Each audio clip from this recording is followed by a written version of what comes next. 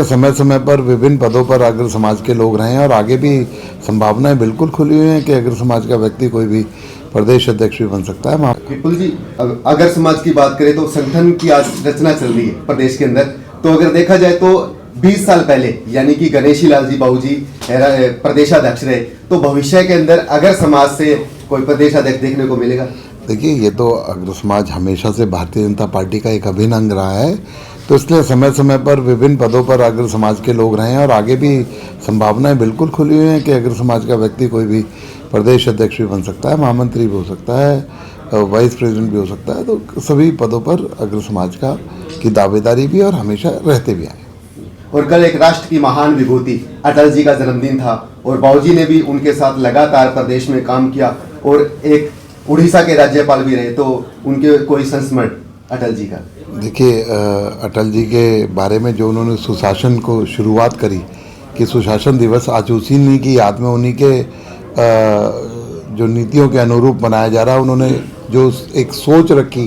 कि शासन किस तरीके का होना चाहिए, जनता और जनता के आखिरी समाज के आखिरी छोर पर बैठे हुए लोगों तक किस तरीके से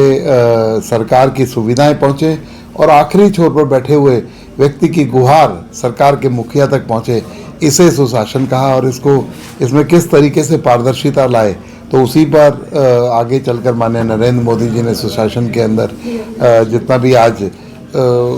हम लोगों ने, लोग तो विपक्ष तो कहते हैं कि पोर्टल की सरकार है, लेकिन ये पारदर्शिता की सरकार है और जिसे कहते हैं ना कि तथ्यों की सरकार है, जिसमें कोई छुपाव या घुमाव नहीं हो सकता। और आज जो कि पूर्व प्रधानमंत्री राजीव गांधी जी ने एक स्टेटमेंट दी थी कि मैं 100 रुपये बेचता हूँ तो 20 रुपये नीचे पहुँचते हैं, तो आज उसको ख़त्म करने का काम 2014 से माननीय नरेंद्र मोदी जी ने किया। डीओबी के माध्यम से डायरेक्ट बेनिफिट, डीबीटी के माध्यम से डायरेक्ट बेनिफिट लोगों के खाते में पहुँचने शुरू हो गए। विपुल जी, अगर बात करें तो अगर टीले पर पुरातत्व विभाग की ओर से पूरा प्रयास किया जा रहा है उसे पर्यटन के रूप में विकसित किया जाए, लेकिन देखा जाए तो अगर समाज का इतना बढ़िया किला है, हमने देखा भी उसको, तो उसका कुछ अवशेष कहीं ना कहीं रखा जाएगा ताकि वो भी रखा जाएगा। और अभी तक वहाँ पर सिर्फ 25 से 30% खुदाई हुई है, बाकी 70% खुदाई के लिए भी सारी एनओसीज आ गई हैं। जल्दी खुदाई शुरू हो जाएगी और 100% जो है वहाँ पर अग्रवा धाम के अंदर महाराजा अग्रसेन जी के जो अवशेष जो 30% अभी खुदाई में मिले हैं, 70% और होगी तो उनके बारे में और ज़्यादा लोगों को पता चल सकेगा। सर, चौटाला साहब का भी निधन हुआ है, उसको लेकर क्या कुछ कहना चाहेंगे? चौटाला साहब का जो निधन हुआ है, एक किसानों के नेता और गरीबों की आवाज़ सुनने वाले, और मैं कहूँगा कि एक अच्छे राजनीतिक का जो हमारे बीच में से जाना हुआ है, ये हरियाणा को एक बहुत बड़ी क्षति है।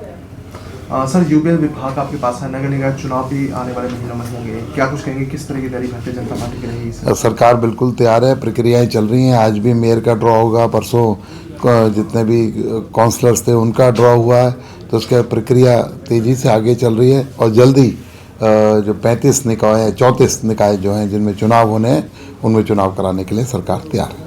रोहित हरी में सर, आपने लोगों से मुलाकात करी है, किस किस तरह की समस्याएं बाबूजी या मनीष जी ने आपको बताई और किस आगे क्या उसका समाधान? नहीं, तो विकास कार्य की बातें एक निरंतर प्रक्रिया और इसमें चलती रहती है, इसमें कोई विशेष बात नहीं है। कहीं किसी को डेवलपमेंट की बात करनी है, कहीं कोई डेवलपमेंट धीरे चल रहा है उसकी बात करनी है, तो इस तरीके की बातें होती हैं। सर, नगर परिषद की बिल्डिंग खुद की नहीं है, सिरसा की बात करें तो विभाग आपके पास है ये यहाँ पर जब मैं एक बार पूरा सिरसा का रिव्यू करूँगा, जो जो ऐसी समस्या आएंगी उन सबको दूर करने का काम करेंगे।